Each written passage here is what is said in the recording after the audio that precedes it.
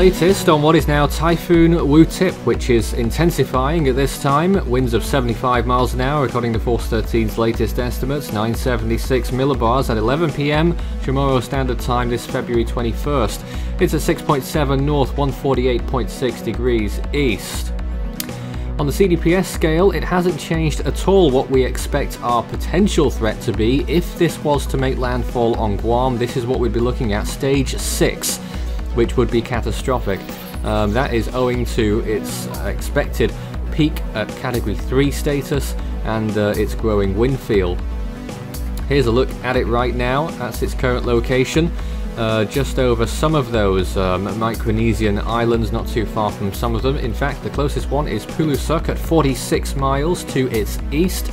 In Arajan on Guam at 525 miles now. Further north at Yigo is 537, 562 on Rota, and 604 for away from Tinian. Most of these areas are under watches and warnings at this time. Typhoon warnings still in effect for Satawal and Puluwat, and tropical storm watches still for the Mariana Islands, and plenty of places in between there as well, also marked on this map. The storm is moving through, almost cleared of the Mariana Islands now, just a few more for it to traverse through.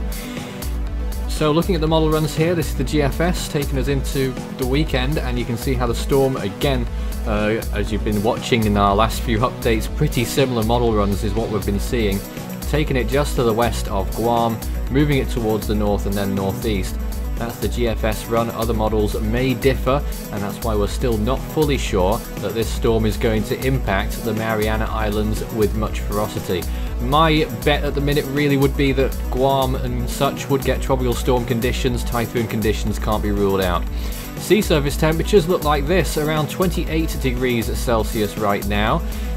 So the storm is going to have quite a bit of fuel in the next 24 to 48 hours before it arrives in the Mariana Islands. After that it will cool down. Here's what we're looking at in the model run again, the green areas being tropical storm force winds, so you can see Guam quite clearly getting those, Rota as well looking at that, and Guam not too far from the typhoon conditions in the latest GFS run, which I think is a bit of a change from what we saw earlier. Initially it had just weak to moderate tropical storm conditions, but now we could be looking at strong tropical storm conditions according to that model run, but again, that could change.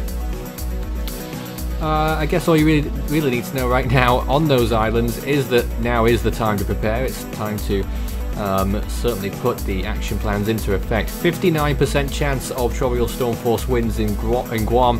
Those chances creeping up again. It was 46% 12 hours ago. 35% in Rota as well. The other chances are fairly low for the other locations there. This is what the models are saying. GFS and HWRF still in very good alignment with the intensity forecast, expecting a Category 3 very soon. Wind shear is going to remain low to moderate. You can see it there, perhaps a little bit of a dip in the next 24 hours, which will certainly aid intensification. What you can notice there is a CTCX calling for a push to the west in the late part of the run there, away from the Mariana Islands. That is still a small possibility, and we'll see whether that might happen in future. But this is what it looks like right now.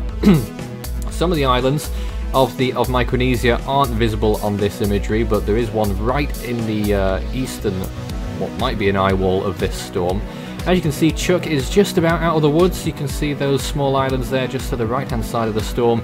So that's good for them, but you can see massive flare-ups of convection in the centre that's been sustained for quite some time, pushing it over typhoon status, and more strengthening could be on the way if it can form an eye wall in the next few hours.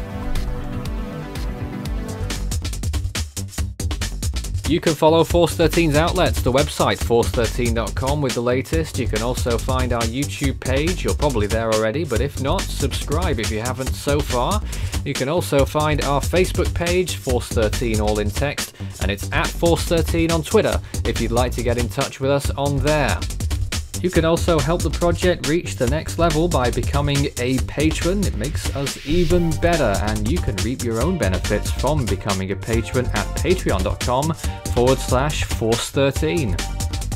With a special thanks to these patrons, too many to read out individually, but we thank them very much for their support through the project over several months now. You can also find Force 13 on Skype and Fool 13 on Discord at extension 9094 for tropical weather chat.